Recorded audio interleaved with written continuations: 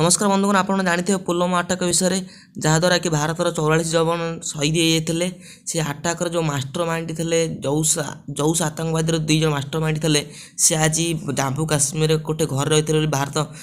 सेना पाख आज खबर आसाला जहाद्वारा भारत सेना मैंने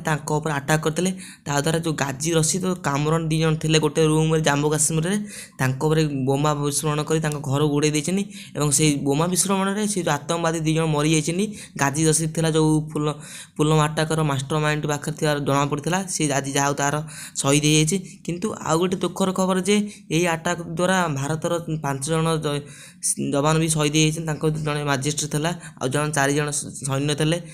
भी आज ये शहीद होती जो जम्मू काश्मीर आक्रमण भितर साधारण लोक 2 जनकर निहत होती खबर पाँच कारण से आटाक बेले जम्मू काश्मीर लोक मैंने भी सहयोग करुले से 2 जनकर भी साधारण लोक जीवन जाइए किंतु गोटे भल कथा है आमर जो आतंकवादी जो 2 जन थे गाजी रशीद और कामरन से 2 जन आज निहत होती कारण से भी थे जो पुलवामा आटाक माने जो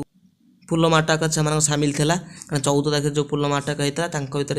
एमानकर मास्टर माइंड था कहला जहाद्वारा कि भारत सेना आक्रमण कर 2 जनकर निहत करदे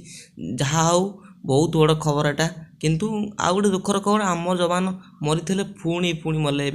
जम्मू काश्मीर 5 दिन भर 46 जन जवान मरी सारे।